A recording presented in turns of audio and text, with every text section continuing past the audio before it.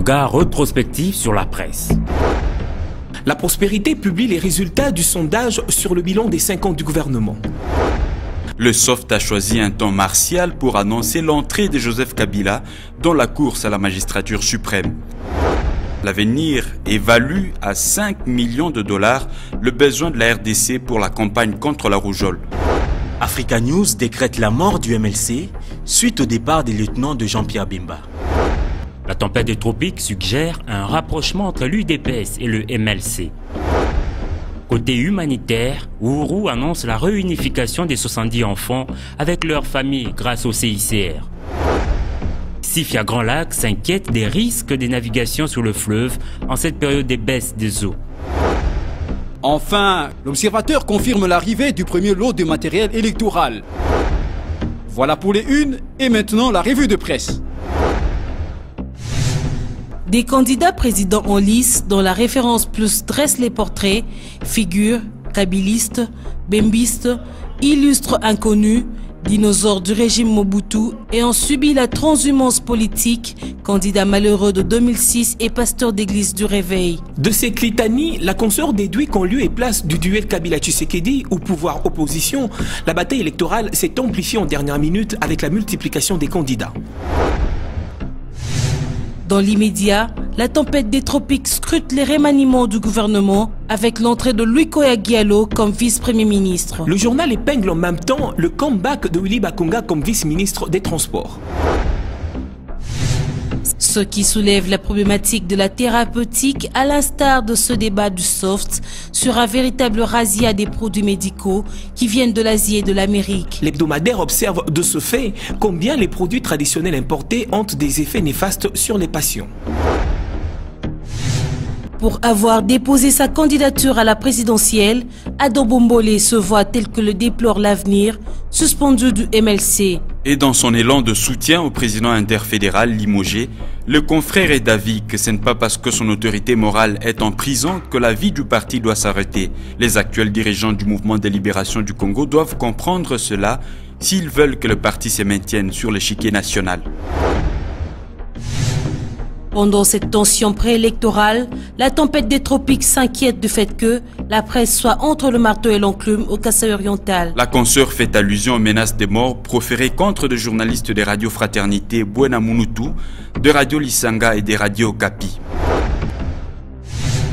Aux mandataires publics candidats aux prochaines élections, l'Action contre l'impunité pour les droits humains demande par le biais de la prospérité de démissionner conformément à l'article 10 de la loi électorale. L'ONG que cite la consoeur va plus loin, puisque le gouvernement serait dans son ensemble démissionnaire, car tous ses membres sont candidats chacun dans son coin à travers le pays.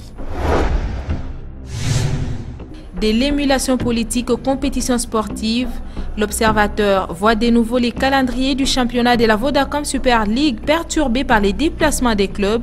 Une seule rencontre, celle des Mazembe RCK sur les 4, est confirmée ce mercredi. Le journal prévoit le report de Don Bosco et Lima à vendredi, tandis que Vet Club Malekesa reste hypothétique. À Paris, l'Avenir a suivi. Hervé Ferrégol a retiré le disque d'or de son dernier tube intitulé « Qui est derrière toi », vendu à plus de 110 000 exemplaires en Europe, en Amérique et partout ailleurs. C'est lui qui se surnomme Jésus des nuances, devrait continuer les travaux que salue le tabloïd de son futur album Boîte Noire, dont la sortie est annoncée dans les mois qui suivent. Joseph Kabila promet de faire de la RDC une puissance que l'Observateur qualifie d'agricole et d'industrielle. Le confrère relaie en même temps l'appel du chef de l'État à regarder dans l'histoire des candidats aux élections ce qu'ils ont fait et pour quels résultats. Au sein de la même assistance à laquelle s'adressait le président de la République à Kingakati, le potentiel a été surpris par la grande absence de Moïse Katumbi Chapwe, président de l'interfédéral du PPRD Katanga. De cette invisibilité, le journal conclut en ce que le gouverneur de la province cuprifère pourrait désormais être classé au nombre des frustrés du pouvoir en place. Dans le Nord Kivu, Sifia Grand Lac se félicite de la renaissance du tourisme dans le parc des Virunga. Le mensuel observe de plus en plus de touristes attirés par le volcan et les gorilles.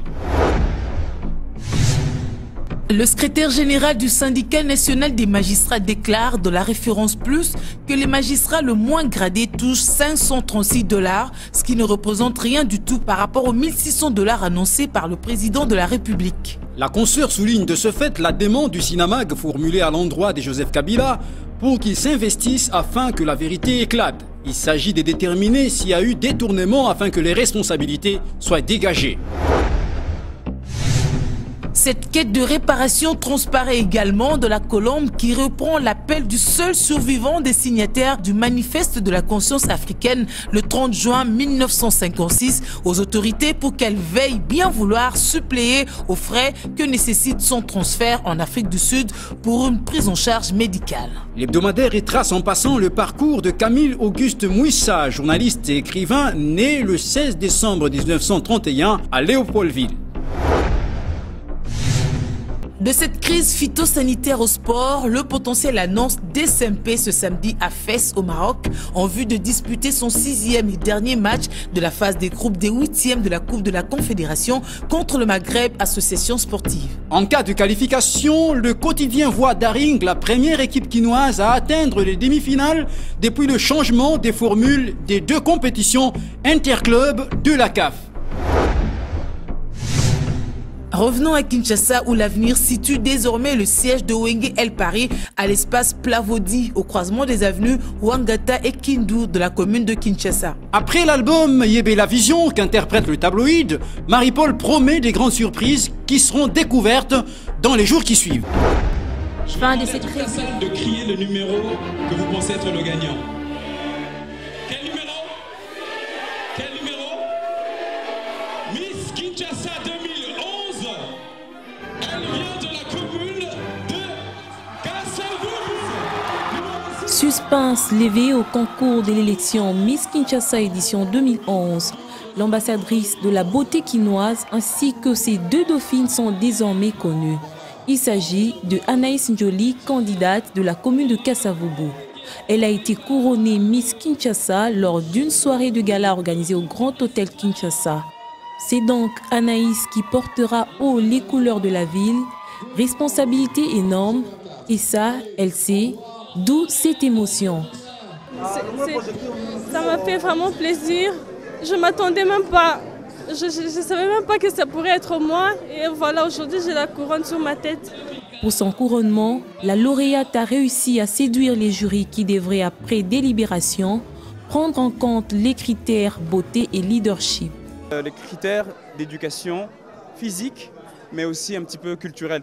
Parce que une Miss doit avoir un petit peu un bagage culturel, elle doit savoir se tenir, savoir parler. Donc, raison pour laquelle notre choix, apparemment, se marie avec le choix du public pour la candidate numéro 6. C'est clair, les jurys ont porté son choix et ces résultats ont tout de même été approuvés du public et des organisateurs. Le suspense est en train de lever et là nous avons pu, grâce à un jury qui vient d'horizons différents et qui a rendu une décision unanime, donc je trouve que le choix n'est pas contestable.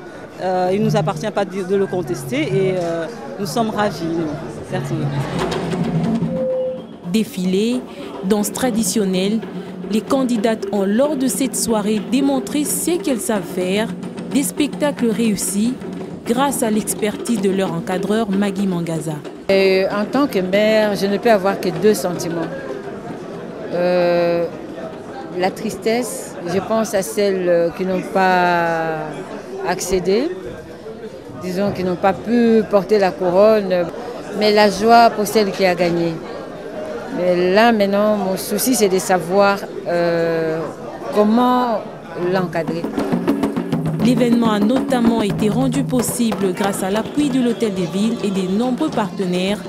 L'élection Miss Kinshasa aura vécu et les regards sont désormais tournés vers la prochaine édition.